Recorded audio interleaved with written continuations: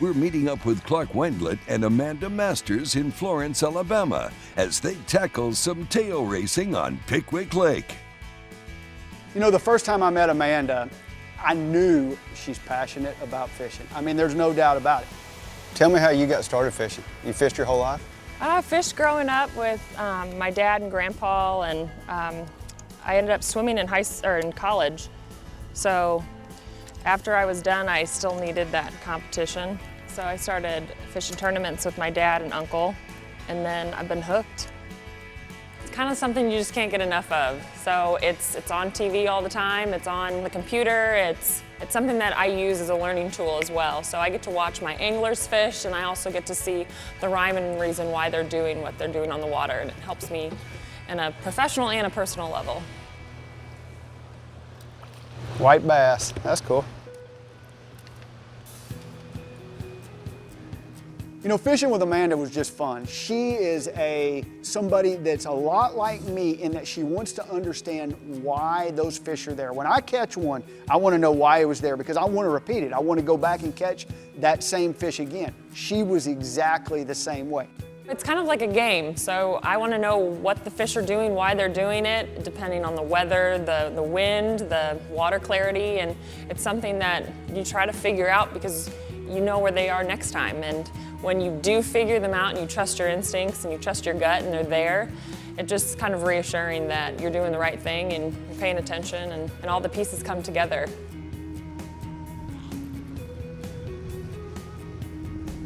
It's a big smallmouth. That is way cool.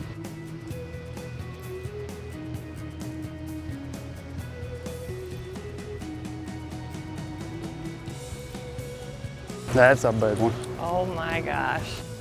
That's amazing, isn't it? That's cool.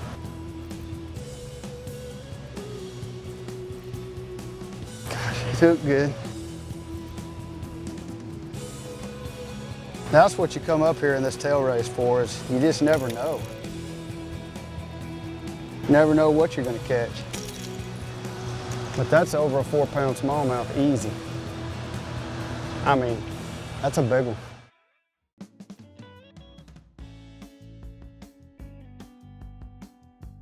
You know, the more I fish this, the more I just understand that it changes all the time because they turn on water differently. It comes out of a big wide area. One time current stronger on one side, one time current stronger on the other. And I mean, you know, you catch that big smallmouth and all of a sudden the smallmouth are biting, we lost a largemouth. I mean, all of a sudden it's good right here.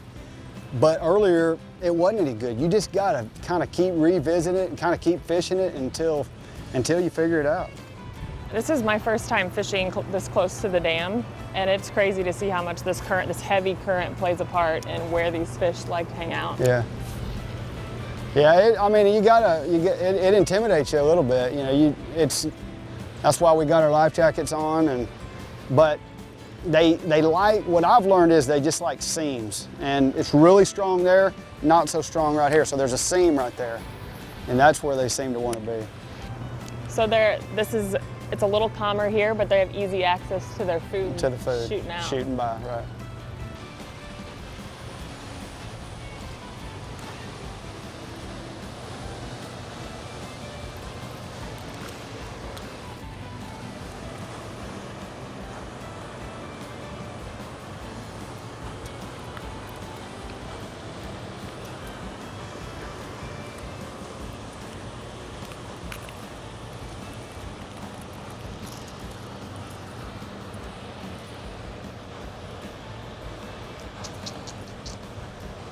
All right. Ready? Yep. Hey, that was fun. That was fun. I mean, you just never know what you're going to catch. You get it near one of these dams, near one of these tail races, anything can bite. We caught white bass, largemouth, smallmouth, drum.